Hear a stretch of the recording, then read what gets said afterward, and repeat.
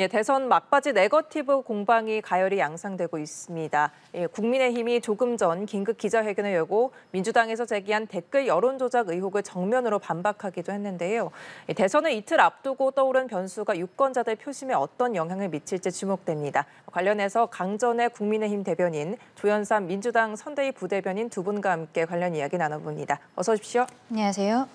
예, 조금 전 국민의힘이 민주당에서 제기했던 리박스쿨 여론조작 공작 의혹과 연관성을 반박하는 기자회견을 열었습니다. 내용을 보면 김문수 후보나 국민의힘 늘봄학교와 아무 관련이 없다면서 음습한 민주당의 대선 공작이라고 했는데요. 먼저 어떻게 들으셨는지요?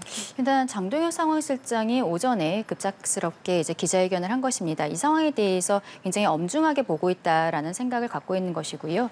지난 대선 과정에 있어서도 대선 3일 전 그때 김만배 씨 등이 관련이 되어서 마치 윤석열 검사가 대장동 의혹과 관련이 있는 것처럼 커피 의혹을 제기했던 것도 3일 전이었었거든요.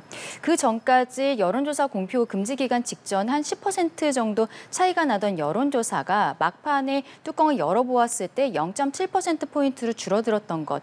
이것이 그때 나왔었던 네거티브에 제대로 대응하지 못했던 것이 아닌가라는 생각에 지금 긴급하게 기자회견을 한 것으로 보입니다. 어제 매체에서 보도가 있었습니다만 여기에 대해서 그 보도 자체에 있어서도 국민의힘 혹은 김문수 후보와 관련이 있다라고 보기엔 좀 어려운 부분들이 있었던 것이죠. 그 참석했었던 조정은 의원 같은 경우에도 행사의 취지라든지 이런 것들을 구체적으로 알지 못하고 왔던 것이 그 내용 안에도 들어있었던 것이 있고 장동혁 실장 입장에서는 이러한 것들을 지금 그 매체나 민주당에서 모르고 있는 것이 아닌데 지금 막판에 3일 남겨놓은 상황에서 덮어 씌우기를 하려는 것이 아니냐. 최근에 이재명 대표와 관련해서 장남 그리고 또 유시민 씨 이런 실언들이 계속들이 나오면서 민주당이 말하자면은 지금 여론조사 공표 기간 중에도 당 내에서 여론조사를 돌릴 수는 있거든요. 이게 공표가 안 되는 것인데 내부적으로 지금 좀 밀린다라고 생각을 하고 있기 때문에 이런 네거티브를 하고 있는 것이 아니냐라고 말씀을 드린 것입니다. 예, 민주당이 김문수 후보에게 유리한 방향으로 댓글을 조작했다는 의혹을 받는 단체 관계자를 고발한 건데요. 어떻게 보셨나요? 이것은 민주당 측에서 주장한 게 아니에요. 언론 보도를 통해서 드러난 사실이고요. 언론 보도 내용을 살펴보게 되면 앞서 여러 기자가 잠입을 했을 때 이 리박스쿨의 관계자가 김문수 후보의 인연을 강조를 했습니다. 실제로 찾아오기도 했고 여러 가지 교류를 했다라는 식의 말을 하는 장면이 그대로 영상에 남아있기도 하고요. 보도 내용도 나와 있죠. 그리고 실제로 리박스쿨에 있는 강사로 활동하는 사람이 정광훈 목사의 며느리도 거기에 포함되어 있다고 합니다. 그렇다고 한다면 김문수 후보와 정광훈 목사와의 관계도 굉장히 인연이 깊지 않겠습니까? 정광훈 목사가 자유통일당을 만들 때 초대 당 대표를 한 게 김문수 후보였습니다. 함께 당을 만든 관계예요. 예전에 정광훈 목사가 구속 위기에 처했을 때 그것을 거기에 대해서 울음 섞인 발언도 한 바가 분명히 있죠. 그렇다고 한다면 김문수 후보가 과연 리박스쿨과 어느 정도의 관계가 있는지는 분명히 밝혀져야 될 부분이 아닌가라는 생각이 듭니다. 앞서 조정훈 의원은 모른다고 말씀을 하셨지만 학부모 시민단체가 아님에도 불구하고 리박스쿨 대표가 그 현장에 함께해서 지지선을 함께하지 않았습니까? 그리고 권성동 원내대표는 그전 사전 간담회에 함께해서 발언까지 했습니다. 여러 가지 사정을 봤을 때는 국민의힘과 리박스쿨과의 그런 연계를 의심을 할 수밖에 없는 사정이 있고요. 과거 18대 대선 박근혜 전 대통령 당시 사건에서도 마찬가지입니다. 그때도 십자군 알바단 사건이라고 해서 아마 십발단 사건이라고 해서 아마 많은 분들 기억하실 거예요. 그 당시에도 그걸 주도했던 윤모 목사가 대법원 확정 판결이 났습니다. 실형 선고가 났어요. 그 정도로 이미 과거 대선 과정에서 그런 댓글 공작을 했던 전례가 있습니다. 그렇기 때문에 이 부분은 좀 엄중하게 따져봐야 될 문제고요. 이렇게 두루뭉술하게 해명해서 넘어갈 부분이 아니고 김문수 후보의 관계에 대해서 분명히 밝혀야 되는 게 아닌가 생각이 듭니다. 예. 당연히 여기에 대해서는 수사가 이루어져야 된다라고 생각을 합니다. 그런데 이것이 앞서 말씀드린 것처럼 대선을 3일 앞두고 마구잡이식의 의혹 제기가 아닌가라고 생각을 할 수밖에 없는 것이고 댓글 조작을 생각을 한다면 김경수 전 지사 여론조사가 드루킹 사건으로 대법원에서까지 확정 판결을 받고 형을 살았던 거 우리 국민들께서 다 알고 계시잖아요. 예. 이렇게 댓글 의혹을 제기를 했을 때는 실상 국민들께서는 드루킹 사건을 가장 먼저 생각하실 수밖에 없거든요. 그럼 민주당 입장에서는 실상 플러스가 되는 선거 전략이라고 저는 생각하지 않는데 그럼에도 불구하고 막판에 이런 의혹 제기를 마구잡이로 하고 있는 것은 민주당이 앞서 말씀드린 것처럼 본인 내부적으로 하고 있는 여론조사에서 결과가 좋지 않기 때문에 이러한 무리한 의혹 제기를 하고 있는 것이 아닌가라고 생각합니다. 예, 무리한 의혹 제기라고 말씀해 주셨는데 네. 앞서도 말씀을 드렸지만 이 의혹 제기한 것은 민주당이 아니에요. 언론에서 보도한 내용이라고 할 수가 있고요. 드루킹 사건의 경우에는 그 형사적인 처벌을 다 받았습니다. 그 부분은 당연히 반성할 부분은 반성하고요. 사죄할 부분은 사죄해야 되는 겁니다. 그거와 별개로 이번 사건은 전혀 다르다고 할 수가 있죠. 지금 리박스쿨의 경우에는 지금 리박스쿨 대표가 지금 현재 대통령 권한 대행을 하고 있는 이주호 장관이 있는 교육부의 정책자문위원으로 활동까지 하고 있다고 합니다. 여러 가지 측면에서 지금 현 정부와의 관계성을 의심할 수밖에 없는 사정이고요. 그리고 늘봄학교와 관련해서도 교육부의 발표에 따른다고 하더라도 서울교대와 협업을 통해서 10개 학교에 늘봄학교 그 직원을 파견했다고 알려지고 있죠. 그렇다고 한다면 과연 이 리박스쿨이라는 것이 단순한 그런 업체에 불과한 것이냐? 저는 그렇지 않을까 해서 더욱더 높지 않나라는 생각이 드는 것이고요. 그렇다고 한다면 그 부분에 대해서는 더욱더 엄중한 수사가 필요하지 않나라는 말씀을 드리고 싶습니다. 예, 이렇게 네거티브 공방 가열 중입니다. 한편 이준석 후보가 이재명 후보 장남을 겨냥한 폭력적인 표현과 관련해서도 법적 공방으로 이어지고 있는데요. 국민의힘이 이런 이 후보 장남과 또 유시민 작가가 설난영 여사와 관련해서 한 발언과 관련해서 여론전에 집중하고 있죠. 그렇죠. 그런데 지금 이재명 후보가 여기에 대해서 사과 메시지가 제대로 나오지 않고 있습니다. 장난과 관련해서는 처음에 이제 이준석 후보가 토론회 과정에서 문제 제기했던 것은 어떠한 좀 악성 댓글 여기에 대한 이야기들을 했었던 것인데 그 표현 과정에 있어서는 저도 문제가 있었다고 생각을 하고요. 이재명 후보가 여기에 대해서 사과를 하기 전에 민주당 입장에서는 조승래 의원이 뭐라고 얘기를 했냐면 이게 허위이고 왜곡됐다라고 이야기하면서 그 장남이 이야기한 것은 남성 혐오적인 표현인데 이준석 후보는 방송에서 여성 혐오적인 표현이라고 이야기했기 때문에 허위다라고 이야기를 하는 거예요. 이게 국민들의 눈높이에 맞지 않고 더 일이 커졌기 때문에 결과적으로는 이재명 후보 스스로가 사과하는 과정까지 갔다라고 생각을 합니다. 근데 문제는 이 벌금 500만 원형이 확정되었다라는 것이 최근에 드러나면서 이게 악성 댓글뿐만이 아니라 상습 도박과 병합이 된 사건이었다는 걸 국민들께서 알게 되신 거죠. 이재명 후보는 본인이 지난 대선 과정에 있어서도 1,000만 원 정도 들어간 것 같다. 사과 메시지 이미 내지 않았냐라고 이야기를 합니다만 이번에 정확하게 드러난 바는 2억 3천만 원 정도의 돈이 들어갔다라는 거예요. 근데 이재명 후보가 이번에 대선 후보로서 재산 신고를 할 때도 첫째 아들은 390만 원밖에 신고가 되지 않았습니다. 그동안에도 고위공직자로서 가족들 재산을 신고할 때 첫째 아들은 100만 원 단위에서 한 1,000만 원 단위 그 정도의 재산만 계속 가지고 있었는데 이 2억 3천만 원이란 돈이 어디서 나왔는지 국민들께서는 궁금해하시는 것이고 그렇기 때문에 국민의힘에서는 여기에 대해 국세청에 조사를 요청한 부분들이 있는데 패널들이나 민주당 쪽 사람들께서는 이 2억 3천만 원이 적은 돈을 계속 넣었다 뺐다 했기 때문에 총액이 2억 3천만 원이 된 것이다라고 이야기를 하고 있습니다만 국민들께서는 그럼에도 불구하고 이재명 대표가 명확하게 해명을 해야 된다고 생각하시는 거예요. 윤석열 정부가 조기 종식된 것은 결국 가족 리스크를 제대로 관리하지 못했기 때문에 그렇게 됐다라고 저는 생각을 합니다만 국민들께서 더는 대통령 개인뿐만이 아니라 가족들에 대한 의혹들 이런 것도 보고 싶지 않으신 거거든요. 털기 위해서 민주당이 조금 더 적극적으로 나서야 되는 것이 아닌가 생각합니다. 예, 국민의힘이 이 후보 장남과 유시민 발언 논란 관련해서 당력 집중하고 있는데 이 대표 해명이 없다라고 말씀 주셨거든요.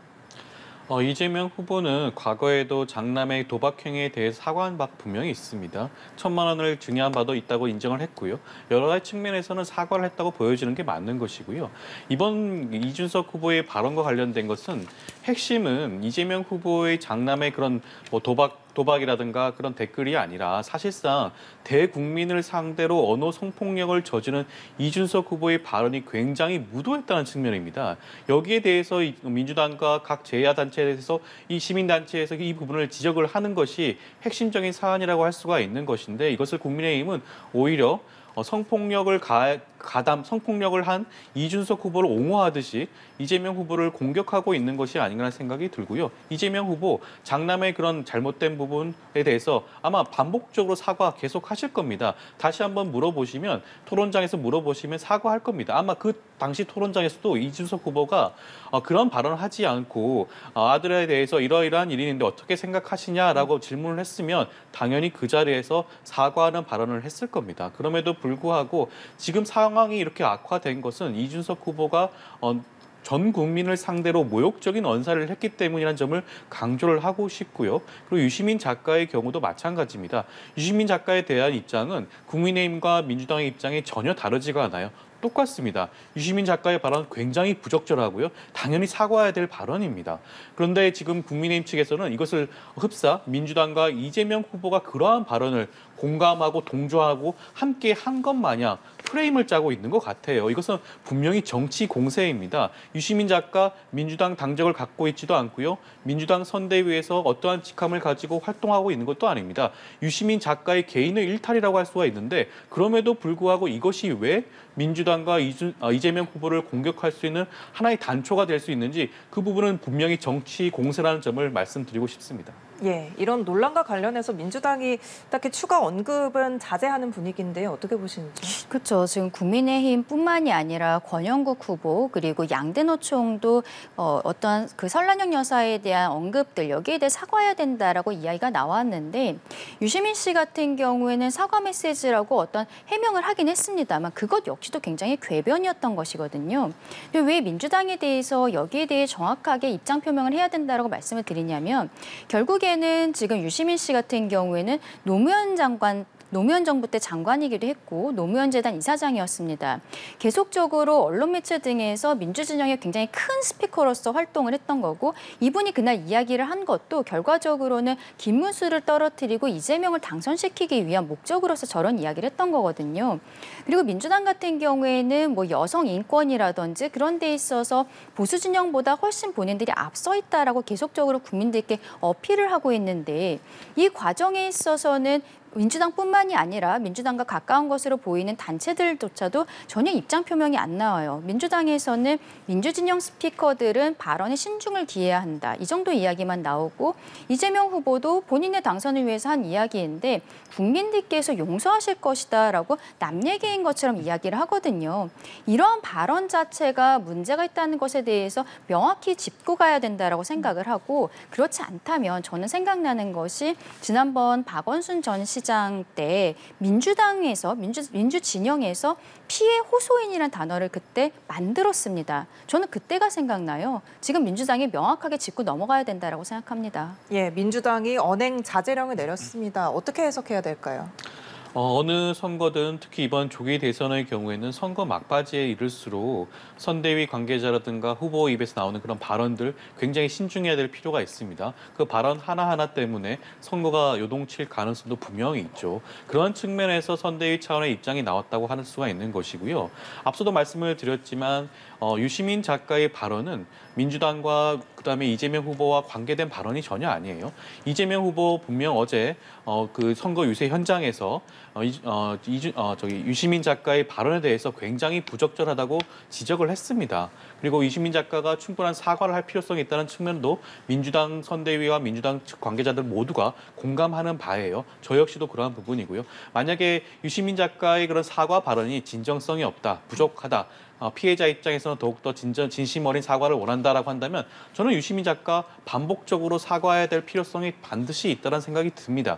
그것은 피해자가 납득할 수준에 이를 때까지 사과하는 것이 피해자를 위한 것이라는 생각이 들고요. 그러한 측면에서는 유시민 작가의 몫이라고 할 수가 있겠죠. 유시민 작가가 그러한 발언을 하고 그러한 발언에 대해서 진심 어린 사과를 하지 않는다고 하는 것이 이재명 후보와 민주당을 공격하는 그런 단초와 빌미가 되는 것은 지극히 정치 정치 공세라는 점을 다시 한번 밝히는 곳이고요. 아마 많은 유권자들 지금까지 이재명 후보와 민주당이 여성과 관련된 각종 공약과 정책 어떻게 수립하고 진행해왔는지 잘 기억하고 있을 겁니다. 아마 그런 측면에서는 유시민 작가의 발언과 이재명 후보는 분리해서 생각하실 가능성이 저는 더욱더 높지 않을까라는 생각이 듭니다. 예, 이렇게 네거티브 공방 가열 양상되는 모습 보여주고 있습니다. 자, 한편 마지막 주말 유세에 나선 후보들 막판 표심 잡기에 박차를 가하고 있는데요. 관련 영상 먼저 보시고 대담 이어가 보도록 하겠습니다.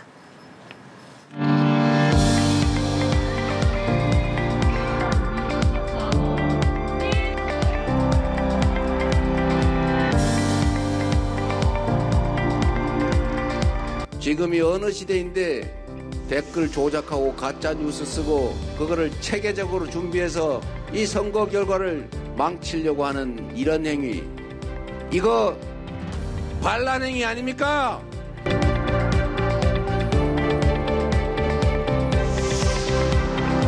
대통령이 군대를 동원해서 자신의 권력을 강화하고 자신과 가족들의 비리를 은폐하고 야당을 말살하고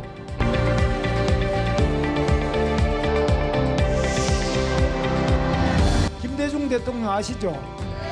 그 목포 상고 출신이에요. 노무현 대통령 부인 권양숙 여사는 여상의 중퇴한 사람이에요. 대학을 안 나오면은 무슨 영부인을 할 수 있느냐. 사람의 지혜는 꼭 학교 많이 다닌다고 지혜가 생기는 건 아니다.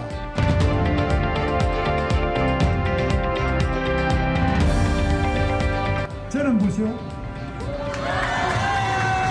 저는 방탄조끼 없어요. 방탄조끼가 없어도 저는 여러분이 바로 저의 방탄조끼라고 생각합니다.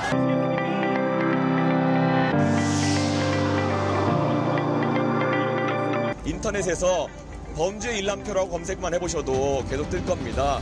그 발언은 여러분께서 확인할 수 있는 거기 때문에 이재명 후보 민주당 측에서 손바닥으로 하늘을 가리려 하지 않았으면 좋겠다.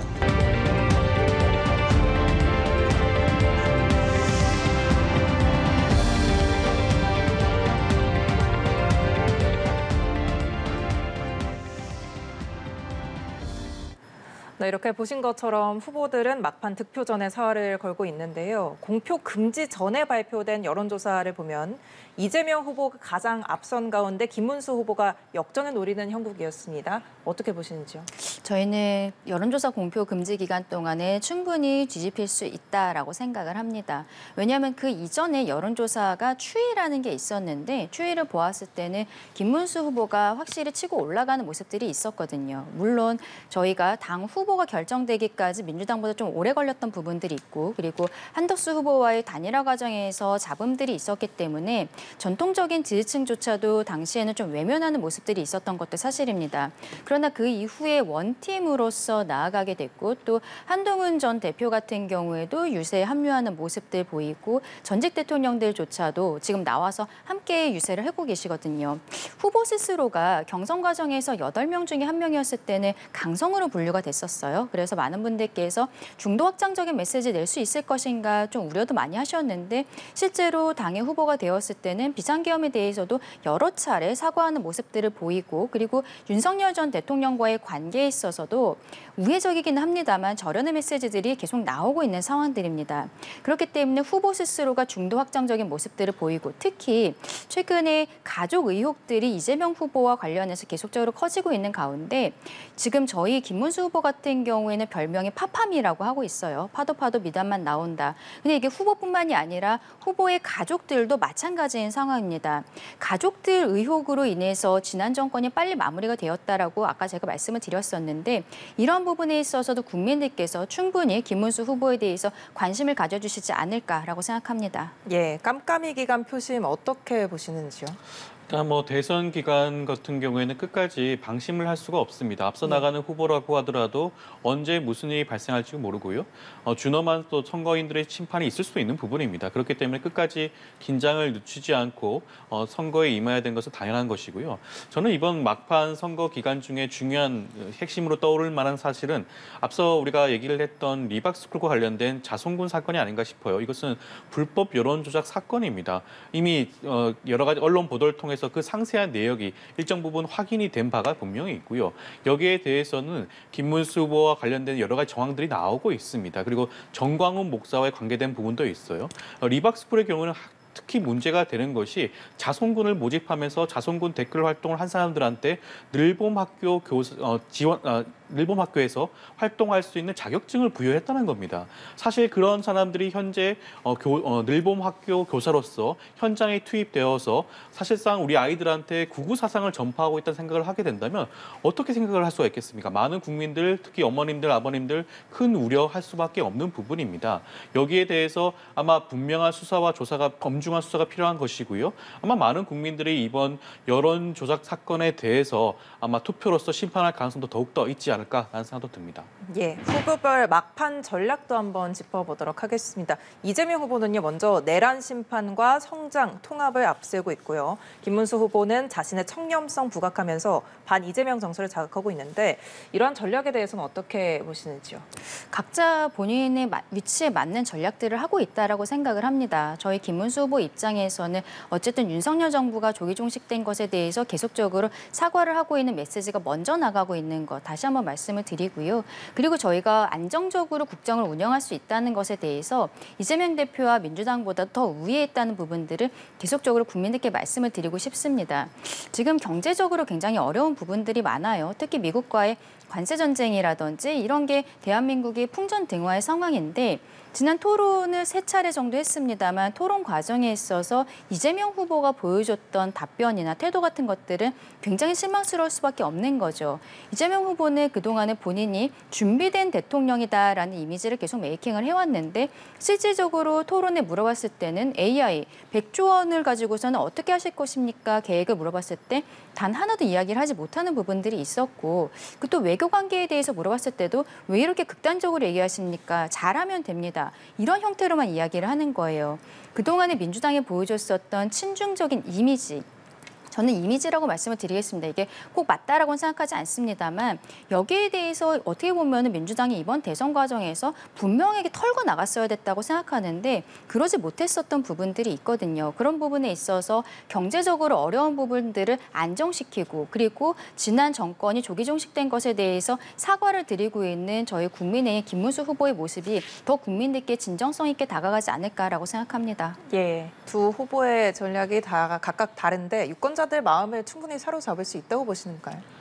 사실 이재명 후보에 대한 김문수 후보와 이준석 후보의 네거티브 공세가 워낙 거세다 보니 아마 많은 유권자들 분께서 잠시 잊고 있는 사실이 있는데 이번 대선이 왜 일어나게 되었는지입니다. 예. 윤석열 전 대통령이 비상계엄과 내란 사태를 통해서 이번 조기 대선이 일어난 거 아니겠습니까? 예. 탄핵과 파면을 당한 정당을 대통령을 배출한 정당이 국민의힘입니다. 그리고 김문수 후보의 경우에는 비상계엄과 내란 행위, 특히 탄핵에 대해서는 반대하는 입장을 취했던 후보예요.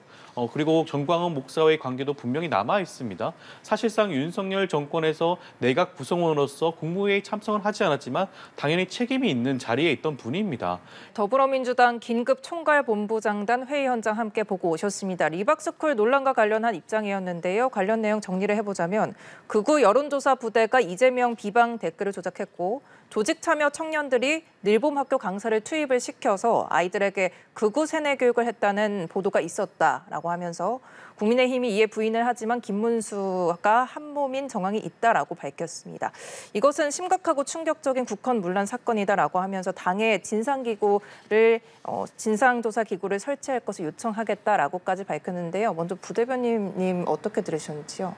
저는 당연한 조처라는 생각이 들고요. 이번 사건을 그냥 유야무야 넘어가서는 절대 안 되는 사건입니다. 앞서도 말씀하셨지만 이것은 과거 MB 정권 때 있었던 국정원 댓글 조작 사건과 박근혜 대선 기간에 있었던 십자군 알바단 사건에 이은 새로운 댓글 조작 사건이라고 할 수가 있고요. 이것 자체가 지금 대선 여론조사 기간 공표 금지 기간 중에 있었다고 한다면 더욱더 여론 조작을 목표로 하는 것이라고 할 수가 있겠고 이것은 국헌 문란이라고 단정적으로 말씀드릴 수 있을 정도로 엄중한 사건인 만큼 여기에 대해서는 김문수 후보와 국민의힘 차원에서 분명한 입장이 밝혀져야 될 것이고요. 수사기관 입장에서도 이것을 허투루 여기지 말고 엄중한 수사가 필요하지 않나 생각이 듭니다. 예, 대변인님께서는 어떻게 들으셨는지요? 앞서 말씀드린 것처럼 이번 의혹에 대해서 지금 이렇게 크게 만들고 싶은 것은 민주당이 마음이 급한 것 같다라는 생각이 듭니다. 지금 10분 동안 선대위에서 발표를 했는데 그 내용 자체는 매체에서 보도된 내용 이외에 새로운 내용은 전혀 없거든요. 이러한 것들을 보면서 우리 국민들께서는 그 생각하실 것 같아요. 지난 윤석열 정부 3년 내내 민주당에서 탄핵과 특검 그렇게 외치면서 결과적으로는 전국의 파국으로 갔고 여기까지 온 것 아니겠습니까? 헌법재판소에서도 윤석열에 대해서 파면 결정을 내렸지만 민주당의 전행에 대해서도 계속적인 특검 정국 그리고 줄탄핵 이런 것들 분명히 짚은 부분이 있는데 그 부분에 대해서 민주당이 왜 사과 메시지조차 나오지 않고 있는 것인지 오늘의 그 인터뷰를 보면서 다시 한번 생각을 해보게 됩니다. 예, 알겠습니다. 대선을 이틀 앞두고 관련 내용 강전의 국민의힘 대변인 조현삼 민주당 선대위 부대변인 두 분과 함께 이야기 나눠봤습니다. 오늘 말씀 고맙습니다. 감사합니다.